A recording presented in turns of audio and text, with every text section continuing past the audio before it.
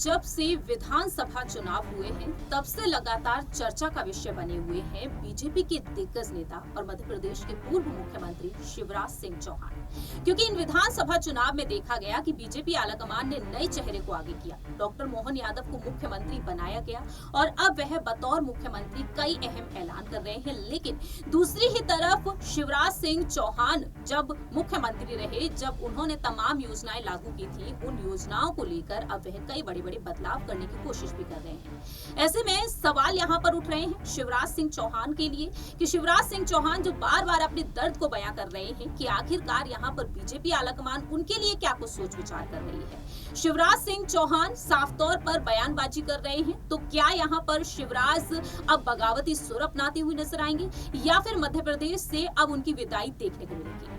नमस्कार, मैं प्रांशु राठौर और आप देख रहे हैं नेक्स्ट 9 न्यूज। स्वागत है आपका हमारे खास प्रोग्राम में। हमारे साथ इस वक्त मौजूद हैं हमारे सहयोगी अमन जी। सबसे पहले अमन जी, आपका बहुत बहुत स्वागत है। जैसा कि आप भी जानते हैं कि शिवराज सिंह चौहान किस तरह से अपनी नाराजगी को जाहिर किए, उनके बेटे कार्तिकेय सिंह चौहान ने साफ तौर पर खुलकर अपनी बात रखी।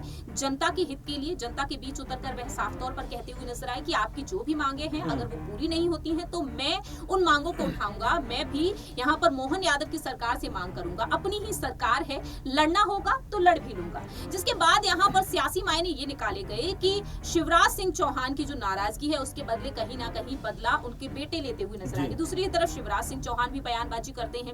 वह कहते हैं मर जाऊंगा लेकिन दिल्ली नहीं जाऊंगा, लेकिन मजबूरी में उन्हें दिल्ली जाना भी पड़ता है जब बीजेपी के राष्ट्रीय अध्यक्ष जेपी नड्डा उन्हें बुलाते हैं। तो शिवराज ने साफ कह दिया कि एक कार्यकर्ता के तौर पर वह लगातार काम करते रहेंगे और लाडली बहना योजना को अब देखा जाए तो अलग अलग राज्यों में भी कहीं ना कहीं वह लागू करने की कोशिश कर रहे हैं, जिस तरह से दक्षिण भारत की जिम्मेदारी उन्हें दी गई है। ऐसे में सबसे पहला सवाल यहाँ पर यही बनता है कि शिवराज सिंह चौहान जो अपनी नाराजगी को जग जाहिर करने की कोशिश कर रहे हैं, लेकिन बीजेपी आलाकमान आखिरकार उनके लिए क्या कोई सोच विचार करके बैठी है या फिर नहीं? देखिए, बिल्कुल शिवराज के बारे में आप जिक्र कर रहे हैं। जाहिर बात है कि जब से वो मध्य प्रदेश के सीएम पद से हटे उसके बाद लगातार वो चर्चाओं में है कि आखिर उनके साथ में बीजेपी क्या कुछ करने वाली है, क्या कोई बड़ा पद उनको मिलने वाला है, चुनाव में कोई बड़ी भूमिका निभाते हुए नजर आ सकते हैं। और बिल्कुल इस बात में कोई दो राय नहीं है कि उनकी जो अहमियत है मध्य प्रदेश में वो बहुत ज़्यादा है, किसी छुपी हुई नहीं है। लेकिन जिस तरह से उनको साउथ का कह सकते हैं कि जो कह सकते हैं कि साउथ में भेजा गया है कि जाइए आप जो है वहाँ के वोटर्स को लुभाइए और वहाँ पर बीजेपी की स्थिति मजबूत करिए,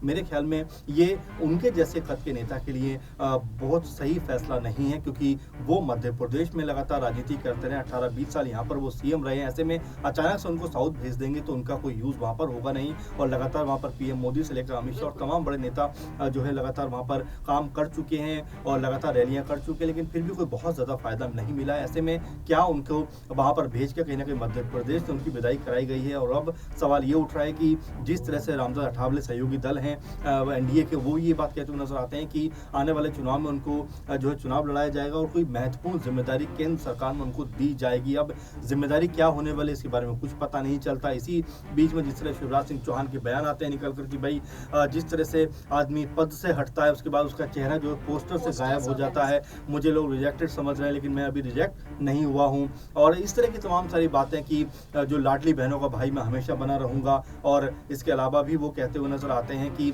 जिस तरह से दिल्ली जाने के बारे में पूछा जाता है कि दिल्ली आप जाएंगे कि नहीं, मैं दिल्ली नहीं जाऊंगा बल्कि मैं मरना पसंद करूंगा। इस तरह की बातें वो करते हुए नजर आते हैं। लेकिन दिल्ली से आखिर कैसे बच सकते हैं, क्योंकि जो सरकार है ये वो दिल्ली से चलती है, तो यहाँ से तो बचाव उनका हो नहीं सकता। तो अब हो सकता है कि दिल्ली आकर वो कोई बड़े पद को सुशोभित करते हुए नजर आ जाएं, कोई बीजेपी उनको बड़ा पद देने का मौका कहीं ना कहीं देती हुई दिखाई पड़े। क्योंकि शिवराज सिंह चौहान को मुझे ऐसा लगता है प्रांशु जी कि बीजेपी भी चाहेगी कि उनको अलग ना किया जाए, और अगर वो अलग होते हैं तो मध्य प्रदेश में उनको भारी घाटा हो सकता है। क्योंकि 2014 में बीजेपी जो है लोकसभा सीटों की बात करें तो तकरीबन वहाँ से 27 सीटें जीतती है। 27 का आंकड़ा बहुत बड़ा होता है। इसके बाद जब हम 19 की बात करें तो यहाँ पर 28 सीटें चुनाव में जीती हुई नजर आती है। और वही बात वो कह रहे हैं कि इस बार 2024 का चुनाव है, इसमें वो 29 की 29 सीटें बीजेपी को जिताना चाहते हैं। तो बातें तो बहुत ज़्यादा वो बीजेपी के पक्ष की कर रहे हैं, लेकिन इसमें जो उनका दर्द है वो भी छलकता हुआ नजर आता है। क्योंकि जिस तरह से उनसे सीएम पद छीना गया है उससे उनके बेटे भी खासे नाराज हो गए। कहते हैं कि मेरे पिता जो हैं वो दिलों के जो लोगों के दिलों जिलों में राज करते हैं, वहां पर उनका सिंहासन है, वहां से आप उनको नहीं हटा सकते। और मोहन यादव सरकार अगर आपका काम नहीं करेगी तो उनसे मैं भिड़ जाऊंगा, लड़ जाऊंगा। तो ये जो स्टेटमेंट है कहीं ना कहीं ये सीधे तौर पर चुनौती देने वाले हैं कि जो मध्य प्रदेश है वहां पर शिवराज सिंह चौहान का कद ना कम हुआ है और ना कभी कद कम होगा। लेकिन यहाँ पर जिस तरीके से शिवराज को लेकर बातें कही जा रही हैं, आप जिस तरह से कह रहे हैं कि कहीं ना कहीं बीजेपी उन्हें छोड़ना नहीं चाहेगी, तो ऐसे में जेपी नड्डा जी से बार बार उनकी मुलाकातें हो रही हैं और इन मुलाकात को लेकर सियासी मायने निकालना शुरू हो चुका है। क्योंकि हाल ही में केंद्रीय मंत्री रामदास अठावले ने जो बातें कही कि शिवराज सिंह चौहान का लोकसभा चुनाव में आना पक्का है, जिससे कि विपक्ष को धक्का ही लगेगा। तो ऐसे में यहाँ पर एक और बड़ा बयान दिया उन्होंने। राजस्थान की पूर्व मुख्यमंत्री वसुंधरा राजे सिंधिया को लेकर भी कहा कि दोनों ही नेता लोकसभा चुनाव लड़ते हुए नजर आएंगे और दोनों ही नेताओं ने हामी भर दी है, यानी कि कहीं ना कहीं दोनों ही नेता तैयार हो गए हैं। तो वसुंधरा राजे सिंधिया, शिवराज सिंह चौहान और छत्तीसगढ़ में हमने देखा डॉक्टर रमन सिंह जो विधानसभा के अध्यक्ष बना दिए गए, वह मान गए।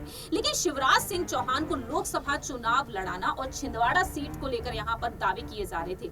तो क्या शिवराज सिंह चौहान वाकई में लोकसभा चुनाव लड़ते हुए देखे जाएंगे? क्योंकि अटकलें तो ये तक तेज हो रही है कि अब उन्हें मध्य प्रदेश से बाहर का रास्ता दिखाना है। देखिए प्रांशी, अगर ग्वालियर और जो चंबल पूरे क्षेत्र की बात की जाए तो बीजेपी ने इससे पहले बहुत कम सीटें वहां पर जीती थी, लेकिन इस बार जब हम देखें कि वहां पर सिंधिया का प्रभाव रहा है तो बीजेपी को वहां से अच्छी खासी सीटें मिलती हुई नजर आई हैं, जिससे पता चलता है कि सिंधिया का प्रभाव भी बहुत ज्यादा रहेगा बीजेपी के चुनाव में इस बार 2024 को लेकर। क्योंकि हर जगह पर सिंधिया जो है पीएम मोदी के साथ में नजर आते हैं। आप देख रहे होंगे तस्वीरें कि हर जगह वो पीएम मोदी के साथ में खड़े हुए दिखाई पड़ रहे हैं। अब आप बात करें शिवराज सिंह चौहान की कि किस तरह से वो छिंदवाड़ा से या किसी और सीट से चुनाव लड़ते हुए नजर आएंगे। देखिए, अब ये कंफर्म तो नहीं है कि चुनाव कहां से लड़ेंगे, क्योंकि इससे पहले विदिशा से भी चुनाव लड़ चुके हैं। और बड़े कद के नेता, देखिए बड़े कद के जो नेता होते हैं वो अमूमन जिस सीट पर जाते हैं उनके लिए माहौल तैयार हो जाता है, क्योंकि हर एक सीट पर जो शिवराज सिंह चौहान है उनका प्रभाव जो मौजूद है। आपको याद होगा कि इसी विधानसभा चुनाव में 230 विधानसभा सीटों के ऊपर लगातार वो प्रचार करते हुए नजर आए और यही वजह थी कि बीजेपी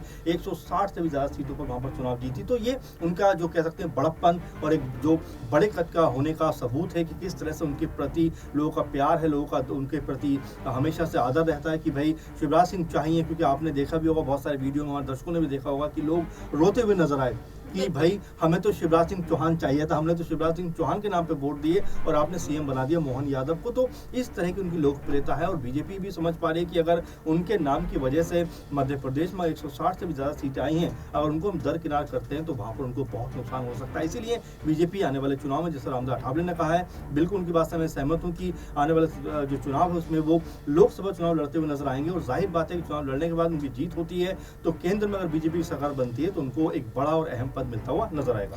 देखिए, यहाँ पर आपने बड़े पद की बात कर ली, तो आखिरी सवाल इसी पर लेना चाहेंगे कि केंद्र में अब उनकी सीट पक्की बताई जा रही है। जिस तरीके से यहाँ पर रामदास अठावले ने बात रखी और उन्होंने साफ तौर पर कहा कि कहीं ना कहीं उन्हें एक मंत्री पद मिल सकता है, केंद्रीय मंत्री के तौर पर वह जाने जा सकते हैं। तो कैसे देख रहे हैं शिवराज सिंह चौहान जो दिल्ली जाने की मना करते हैं, और दिल्ली में हमने देखा है कि दिल्ली में वर्चस्व कायम है सिंधिया का ग्वालियर चंबल संभाग के अलावा भी, यानी कि मध्य प्रदेश के अलावा भी।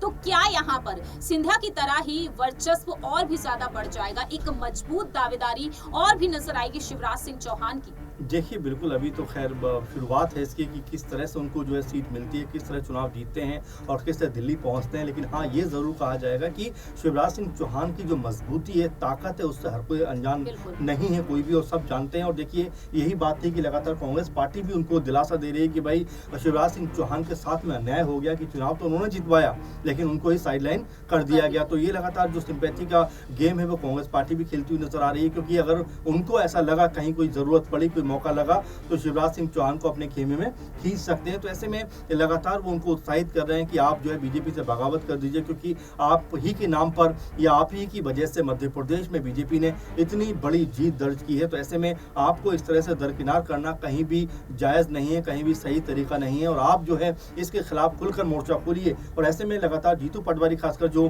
कह सकते हैं कांग्रेस पार्टी के जब से नए नवेले अध्यक्ष बने हैं उसके बाद से लगातार उन्होंने शिवराज सिंह चौहान के प्रति अपनी जो कह सकते हैं कि नरम रुख दिखाते हुए कई बार उनके नाम को कोट किया है और कहा है कि जिस तरह मोहन यादव सरकार चला रहे हैं, जिस तरह से तमाम सारे अपराध और तमाम सारी घटनाएं हो रही हैं, क्योंकि मोहन यादव बिहार घूम रहे हैं, तमाम जगह घूम रहे हैं, तो इससे प्रदेश का जो शासन है, जो बेहतर व्यवस्था होनी चाहिए थी वो नहीं हो पा रही है और इसमें कहीं ना कहीं मोहन यादव फेल्योर हो रहे हैं। इसीलिए सभी लोग ये बात कहते हुए नजर आ रहे हैं कि शिवराज सिंह चौहान को इस पद पर दोबारा बैठाना चाहिए। लेकिन फिलहाल जिस तरह से हम पूरे माहौल को बनता हुआ देख रहे हैं तो जाहिर बात है कि शिवराज सिंह चौहान चूंकि 4 बार के मुख्यमंत्री हैं मध्य प्रदेश के, तो उनको एक अहम ओहदे पे बीजेपी जरूर लेकर जाएगी और हो सकता है कि आने वाले दिनों में इसकी घोषणा भी होती हुई नजर आए कि कहाँ से वो चुनाव लड़ेंगे, कहाँ से वो चुनाव जीतकर जो है जिस तरह से अगर केंद्र में जाएंगे और बीजेपी की सरकार बनती है प्रांची जी, तो वहां पर ये मानकर चलिए कि उनको एक बेहतर ओहदा और बेहतर पद मिलता हुआ नजर आएगा। वाकई अब यही देखना होगा कि चंद महीने बाकी हैं लोकसभा चुनाव में और लोकसभा चुनाव में शिवराज सिंह चौहान उतरते हुए नजर आएंगे या फिर नहीं। आखिरकार किस लोकसभा सीट से वह चुनाव लड़ेंगे ये देखना भी काफी ज्यादा दिलचस्प होगा, क्योंकि छिंदवाड़ा लोकसभा सीट जहां से कमलनाथ के बेटे नकुलनाथ सांसद हैं, ऐसे में ये कांग्रेस को यहां से टक्कर देंगे या फिर किसी अन्य सीट से। 29 लोकसभा सीटें हैं मध्य प्रदेश में। अब देखते हैं कि आखिरकार शिवराज चुनाव लड़ते हैं या फिर नहीं और आने वाले समय में मोदी कैबिनेट का हिस्सा क्या वह भी बनती हुई नजर आएंगे या नहीं। फिलहाल इस खास रिपोर्ट में इतना ही। बाकी की तमाम अपडेट्स के लिए